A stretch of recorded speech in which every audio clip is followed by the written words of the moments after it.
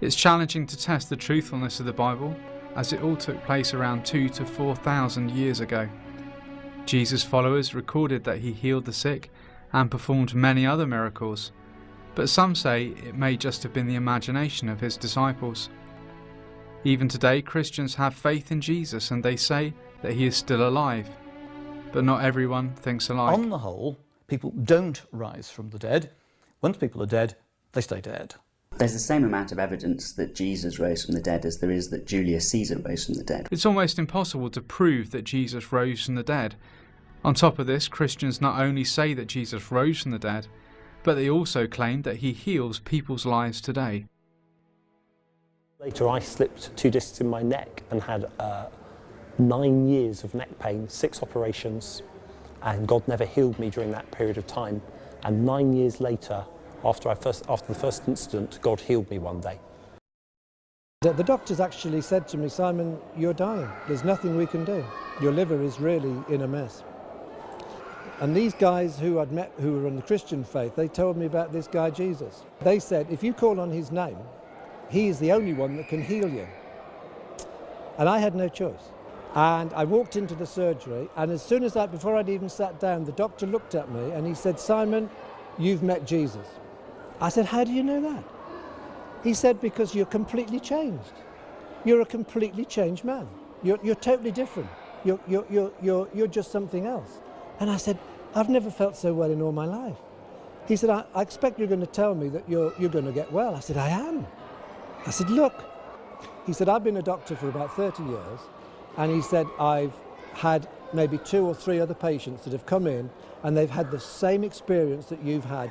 I don't understand it. It's a total miracle. He said, I'll do some tests and we'll see what happens. Well, of course, he took the test, took the blood and they took a sample and it all came back negative.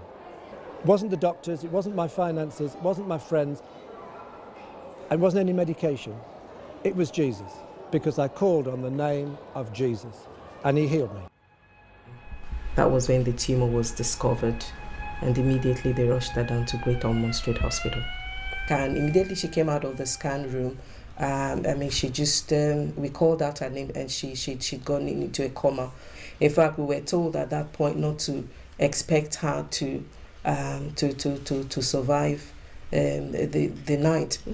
Well, when Nkechi was in hospital, I felt really, really upset. I used to go over to my cousin's house and then we could play there together because I didn't really have anyone to play with. The doctor came and, announced, to me that Nkechi was gone, that she was dead. I saw myself, my spirit, lifting up from my body. But then I was just praying and just committing the whole thing to God.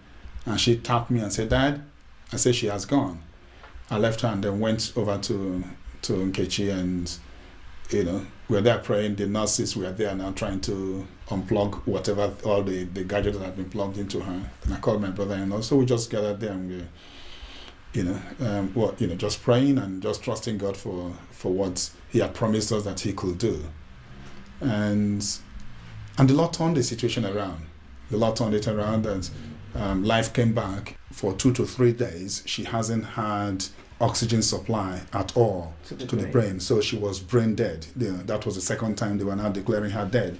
We were told now that the tumor had completely shrunk. There was no trace of the tumor at all. The ones in the Lewisham Hospital, in Middlesex, in the Great Ormond Street Hospital and the Middlesex Hospital where she had the radiotherapy, they all, till today, still call her the miracle child. However, some people say that prayer for the sick does not prove God's existence, as people can get healed in other conventional ways. I mean, if prayer has cured this woman's cancer, why doesn't it cure everyone's? Have you any evidence for how this mechanism might work, how this sort of prayer mechanism might work to cure this woman? Are you claiming that prayer works because it encourages God to intervene and change something about the reality of the world? If you are, how likely is that?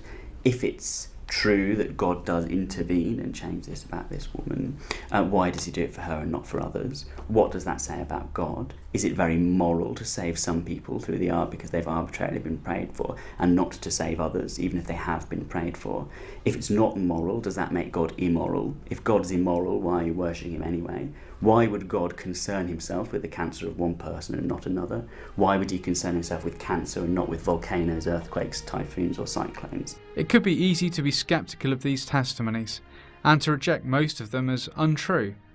But if these stories are true, then there must be someone bigger than us who does something more than we can explain or comprehend.